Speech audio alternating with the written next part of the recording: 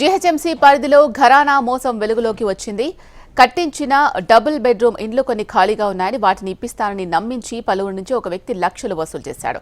బాధితులకు అనుమానం రాకుండా ఆర్డీఓల సంతకాలు ఫోర్జరీ చేసి బోగస్ పట్టాలు కూడా అందజేశాడు. అయితే ఇండ్లు వచ్చాయనే ఆనందంతో అక్కడికి వెళ్లిన తర్వాత అసలు విషయం బయటపడడంతో బాధితులు లబోదిబోమన్నారు.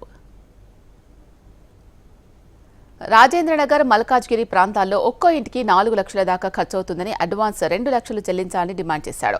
ఒక్కొక్కరి నుంచి 2 లక్షల చొప్పున 20 లక్షలు వసూలు చేశాడు. అంతేకాకుండా డబుల్ బెడ్రూమ్ కేటాయించినట్లుగా ఆర్డీఓ సంతకాలు ఫోర్జరీ చేసి ఇళ్ల పట్టాలు కూడా అందజేశాడు. ఆ పత్రాలు చూసి తమకు డబుల్ బెడ్రూమ్ ఇండ్లు వచ్చాయని ఎంతో సంతోషించారు. వెంటనే తమకు కేటాయించిన ఇండ్లను చూసేందుకు వెళ్లారు వాళ్ళంతా.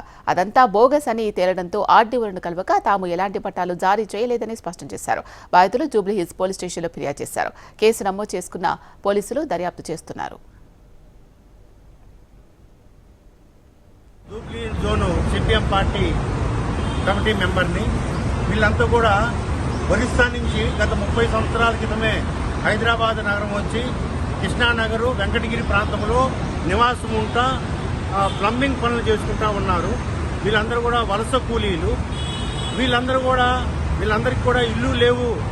ఇళ్ల మీద ఆశతోటి ప్రసాద్ ల్యాబ్లో పనిచేసే ఆవుల నాగరాజారెడ్డి అని చెప్పి వార్డు బాయ్గా పనిచేస్తాడు. ఆయన ఆఫీస్ బాయ్గా ఆయనని నమ్మారు. నేను అందరికీ ఇల్లు ఇప్పిస్తాను, మున్సిపల్ ఆఫీసర్ నాకు తెలుసు, ప్రదీప్ రెడ్డి అనే అతను నాకు బాగా తెలుసు అని చెప్పి అతన్ని చూపించేసి ఒక్కొక్కరి దగ్గర 4 లక్షల రూపాయలు బేరమాడాడు ఒక్కొక్క ఇంటికి. వీళ్ళు ఇప్పుడు వచ్చే డబ్బులతోటి హైదరాబాద్ నగరంలో ఇల్లు కొనలేక ఏదో ఒక ఇస్తామన్నారు. పోతే పోనీ అది 8-9 లక్షల రూపాయలు ఖరీదు చేసే ఇల్లు మనకి 4 లక్షలకే వస్తుందని చెప్పి ముందు అందరూ కూడా దాదాపుగా 11-12 మంది